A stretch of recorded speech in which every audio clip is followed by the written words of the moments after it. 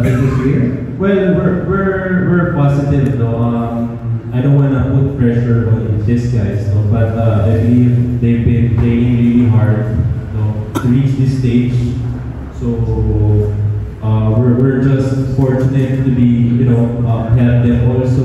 And by the end of the day, it's an inspiration for all of us. Now we have 3 qualified athletes now who will be representing us, and I know they will give their very best, competing at the highest level, and of course, what we wish also is they enjoy the experience, experience of representing us, experience of battling with the best of the best. Section, Jasper, give us some updates. Where is Kabang now? Like, where's Lauren and the CJ mga plans, which is 2 weeks, no? 2 weeks before the start of the games. So, John Cabang is currently in Spain, I believe. He's currently playing there together with his coach.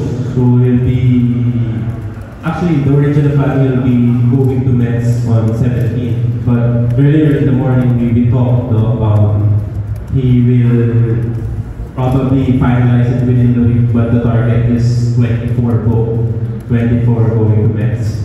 In the case of Lauren Hoffman, she's in US, Raleigh, Durham. So she'll be leaving July 23, going to Mets also. In the case of EJ, he's already in Paris since he competed in meeting the Paris. Then he'll have a separate training camp in France also. And when are the schedules? Yung mismong event, itong mga hurdlers and likewise EJ? Yes, for the games, the qualifying would be August 3 for Mr. EJ Obiena. Then for the hurdles, it will be August 4. The time is in my I don't know. Okay. In my mas accurate time. So August 3 morning, Paris time 10 o'clock. So we're 6 hours ahead. The Philippines 6 hours ahead. So it will be 16:05. For qualifying. Then for August 4, will be the heats of John Cabang and Lauren Hoffman. 11:50 Paris time, 17:50 PH time, and for hurdles for Lauren Hoffman, 12:35 Paris time, 18:35 for Lauren Hoffman. Now, for the finals of Mr. EJ Obiena, it will be on August 5. 1900 Paris time, 1 a.m. PH time. How big is the Philippine athletics delegation to the games? How many coaches? Or how many staff? Kailan din punta nyo doon? Likewise, NSA President? Yes, supposedly I'll be leaving July 15th because their target is July 17th. But since they'll be moving July 23 or 24, I might revoke it also.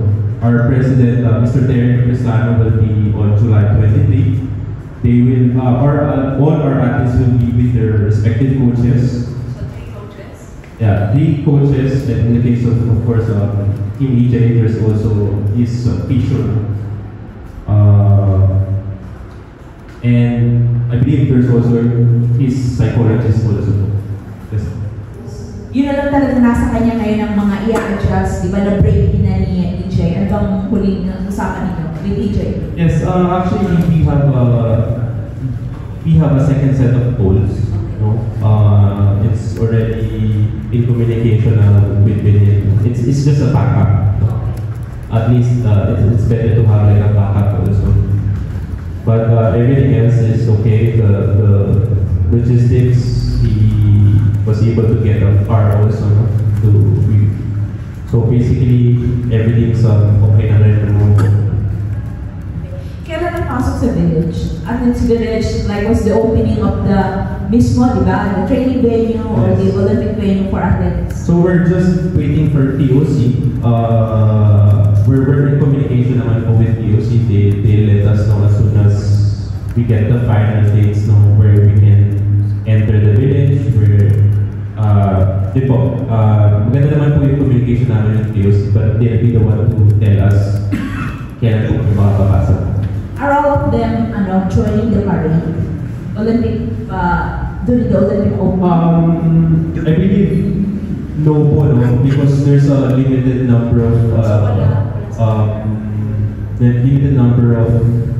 of participants. It's of course, I mean, basically the list will be from POC po.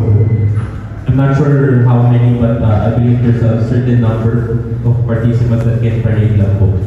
So I'm not sure if everyone will be there or if... Wala bang invite sa kanila? Kung sino nasa kanila? If I'm not mistaken, Lauren Opan is included, but I'm checking if other, and of course our president also. So, but in terms of other sports, I'm not really sure po.